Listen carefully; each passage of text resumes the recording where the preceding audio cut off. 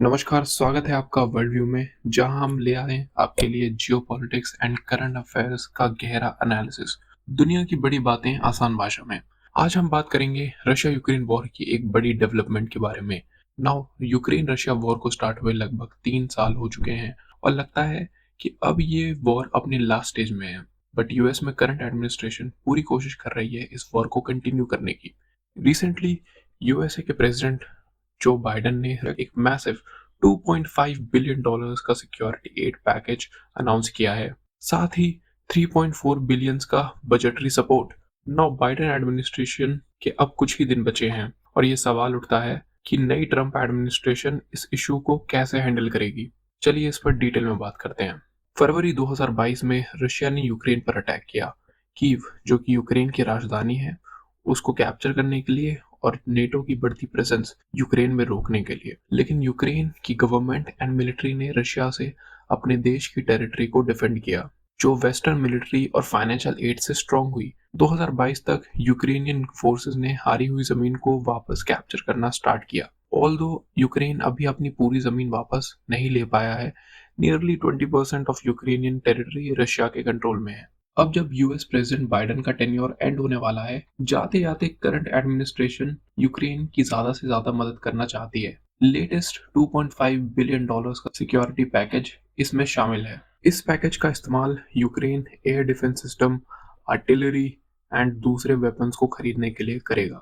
इसके अलावा 3.4 बिलियंस का बजट एड रिलीज किया गया है यूक्रेन की गवर्नमेंट इंस्टीट्यूशंस को सपोर्ट करने के लिए। 3 साल की वॉर के बाद रशिया ने यूक्रेन की टेरिटरी को ऑक्यूपाई किया एंड यूक्रेन को भी काफी नुकसान पहुंचाया है। राइट नाउ यूक्रेन लगभग तबाह हो चुका है एंड इस देश को वापस खड़ा होने के लिए यूएस एंड यूरोप की फंडिंग की जरूरत है। नाउ जिस स्पीड से ये एड डिलीवर की जा रही है बहुत इंटरेस्टिंग है। जैसे कि हम जानते हैं कि जनवरी स्टार्ट हो चुका है एंड बस कुछ ही दिनों में न्यू यूएस प्रेसिडेंट अपना कार्यकाल संभालेंगे। लगता है यूएस प्रेसिडेंट एंड यूक्रेन को न्यू एडमिनिस्ट्रेशन पर कम भरोसा है। नए यूएस के राष्ट्रपति ट्रंप ने कई बार अपनी इलेक्शन स्पीच में रशिया यूक्रेन वॉर को एंड करने की बात की है। इन्होंने कोई प्लान तो अभी तक पब्लिक के सामने नहीं रखा है कि वो इस वॉर को कैसे रोकेंगे।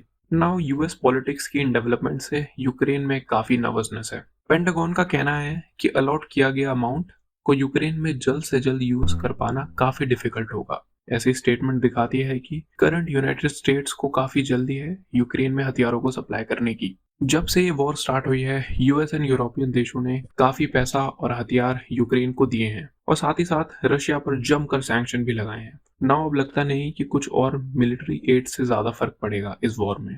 जब new US president Donald Trump आएंगे तो ज्यादा चांसेस है कि इन देशों ने जितनी भी एक दूसरे की जमीन ऑक्यूपाई करी है वहां सीज फायर हो जाएगा। बिना US weapons and financial support के यूक्रेन के लिए इस वॉर को कंटिन्यू कर पाना लगभग असंभव है। इस डेवलपमेंट को देखते हुए यूक्रेन ने भी रशिया की कुछ टेरिटरी को ऑक्यूपाई किया है। लगता है अंडर ट्रंप दोनों देश वॉर को रोक के नेगोशिएशन पर ध्यान देंगे। अगर मैं इंडिया पर हुए इकोनॉमिक इम्पैक्ट की बात करूं तो इस वॉर के बाद जो सैंक्शंस यूएस ने रशिया पर लगाए हैं, इनसे Russian oil supply international market में बंद हो गई एंड क्रूड ऑयल कच्चे तेल के दाम बहुत ज्यादा बढ़ गए। सैंक्शंस के बाद भी इंडिया ने रशिया से ऑयल इंपोर्ट करना बंद नहीं किया। इंडिया हेविली रिलाई करता है रशियन एनर्जी इंपोर्ट्स पर, खासकर डिस्काउंटेड रशियन ऑयल पर, जिसकी इंपॉर्टेंस वेस्टर्न सैंक्शंस के बाद ज्यादा बढ़ गई है। हिस्टोरिकली इंडिया रशिया से इतना ज्यादा क्रूड ऑयल इंपोर्ट नहीं करता था, बट अब जब से ऑयल प्राइसेस हाई हुए, इंडिया ने रशियन डिस्काउंटेड ऑयल को खरीदना ज्यादा प्रेफर किया। डिस्काउंटेड होने के बावजूद भी क्रूड ऑयल काफी महंगा है। इससे इंडिया में इन्फ्लेशन भी बढ़ी है। जब ये वॉर एंड होगा और रशियन ऑयल इंटरनेशनल मार्केट में वापस आएगा तो क्रूड ऑयल के प्राइसेस कम होने की उम्मीद है, जिससे इंडियन इकोनॉमी पर एक पॉजिटिव इम्पैक्ट पड़ेगा। अगर जियोपॉलिटिक्स के नजरिए से इस कॉन्फ्लिक्ट को देखें तो इंडिया ने रशिया यूक्रेन वॉर पर एक न्यूट्रल स्टांस रखा है। रशिया के साथ स्ट्रैटेजिक टाइज और यूएस के साथ ग्रोइंग पार्टनरशिप को बैलेंस करते हुए, लेकिन टेंशन्स बढ़ने से इंडियन गवर्नमेंट पर डिप्लोमेटिक प्रेशर बढ़ा है एक साइड चूज करने के लिए, जो कि इंडियन फॉरेन पॉलिसी को कॉम्प्लिकेट करेगा। हिस्टोरिकली इंडिया के रशिया के साथ काफी अच्छे रिलेशंस रहे हैं, चाहे वो इकोनॉमिक हो या डिफेंस रिलेशन। रशिया अभी हमारे लिए बहुत ज्यादा इंपॉर्टेंट है। मिलिट्री पॉइंट ऑफ व्यू से भी रशिया इंडिया का बहुत बड़ा मिलिट्री हार्डवेयर सप्लायर है। अभी भी वेपन्स का बहुत बड़ा पोर्शन इंडिया रशिया से इंपोर्ट करता है। इस वॉर से रशिया की डिफेंस एक्सपोर्ट्स में काफ़ी कमी हुई है, क्योंकि रशिया ज़्यादातर वेपन्स यूक्रेन के अगेंस्ट यूज़ कर रहा है। इस वजह से इंडिया के वेपन्स की डिलीवरी टाइम पर नहीं हो पा रही है। मिलिट्री के पास हथियारों की कमी होना हमारे देश के लिए एक नेशनल थ्रेट भी हो सकता है। इंडियन गवर्नमेंट अब मेड इन इंडिया वेपन्स को प्रमोट कर रही है और अपने डिफेंस सप्लायर को डाइवर्सिफाई कर रही है। रिसेंटली फ्रांस एंड स्पेन से हुई डिफेंस डील्स इस चीज को सिग्निफाई करती हैं कि इंडियन गवर्नमेंट हथियारों के लिए अब रशिया से अलग सप्लायर ढूंढ रही है। अगर एग्रीकल्चर सेक्टर की बात करें तो इंडिया रशिया से काफी बड़ी मात्रा में फर्टिलाइजर्स परचेज करता था एंड इस वॉर के कारण इन फर्टिलाइजर्स इंपोर्ट पर भी इम्पैक्ट हुआ है।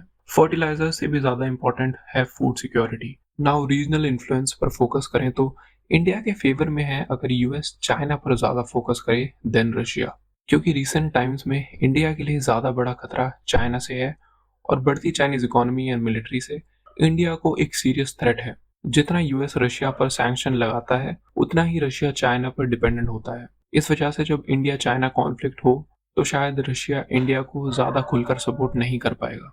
इंडियन गवर्नमेंट को इन चैलेंजेस को ध्यान में रखते हुए अपनी फॉरेन पॉलिसी को डिजाइन करना होगा। अपने इकोनॉमिक एंड स्ट्रैटेजिक इंटरेस्ट को प्रोटेक्ट करना इंडिया के लिए बहुत जरूरी है। साथ ही डायलॉग एंड पीसफुल रेजोल्यूशन के थ्रू आने वाली प्रॉब्लम्स को सॉल्व करना हमारे फेवर में है। आपको क्या लगता है इस डेवलपमेंट के बारे में? क्या ये एड यूक्रेन के मोमेंटम को सस्टेन करने के लिए काफी होगा? आपके हिसाब से ट्रम्प एडमिनिस्ट्रेशन इस कॉन्फ्लिक्ट को फ्यूचर में कैसे शेप करेगा और इन शिफ्टिंग डायनामिक्स के बीच इंडिया का क्या रोल होना चाहिए? नीचे कमेंट्स में अपने थॉट्स जरूर शेयर करें। वीडियो को लाइक, शेयर एंड सब्सक्राइब करना ना भूलें ताकि आपको ऐसी और अदर क्रिटिकल ग्लोबल इश्यूज पर अपडेट एंड एनालिसिस मिलता रहे। देखने के लिए शुक्रिया। मिलते हैं नेक्स्ट वीडियो में।